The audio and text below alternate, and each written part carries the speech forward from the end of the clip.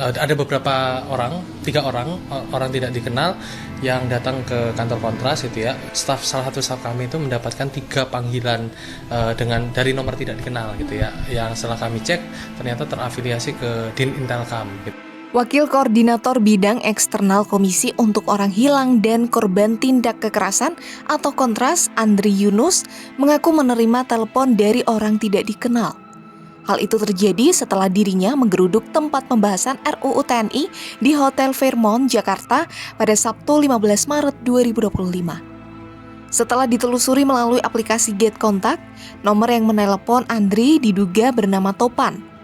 Salah satu orang menyimpan nomor tersebut dengan nama Serka Topan dan Intel. Selain itu ada juga yang menyimpan nomor itu dengan nama Topan dan Intel Damjaya. Tak hanya dapat telepon misterius, kantor Kontras di Jalan Keramat 2, Kuitang, Jakarta Pusat juga didatangi 3 orang tidak dikenal pada Minggu 16 Maret 2025 dini hari. Andri menjelaskan, 3 orang tersebut mengaku sebagai orang dari media. Namun 3 orang itu tidak menjelaskan identitas media dan alasan berkunjung ke kantor Kontras yang dilakukan pada dini hari tersebut. Terkait hal ini, Andri menilai peristiwa panggilan misterius dan pemantauan oleh orang tak dikenal itu sebagai dugaan intimidasi.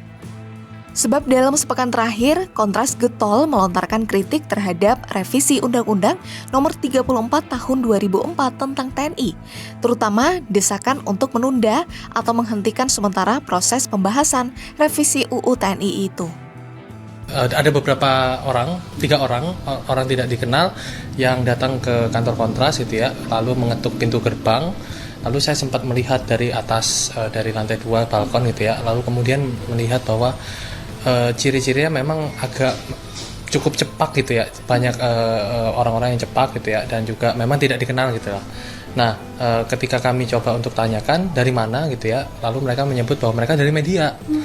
Lalu tidak kita gubris lagi, kita masuk, kita coba cek CCTV, lalu mereka langsung pergi dari situ. Nah, proses menurut kami salah satu proses yang kemudian terjadi dini hari kemarin itu adalah salah satu dugaan intimidasi, karena selain kemudian ada 3 orang yang datang ke kantor Kontras, salah satu staf kami itu mendapatkan 3 panggilan dari nomor tidak dikenal gitu ya. Yang setelah kami cek ternyata terafiliasi ke Din Intelkam gitu, atau detasemen Intel yang berasal dari Angkatan Darat gitu.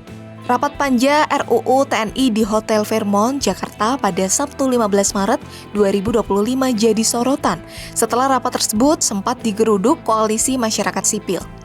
Ini karena pembahasan RUU TNI ini diadakan secara tertutup dan menggunakan tempat hotel mewah Fairmont di tengah kebijakan efisiensi anggaran pemerintah.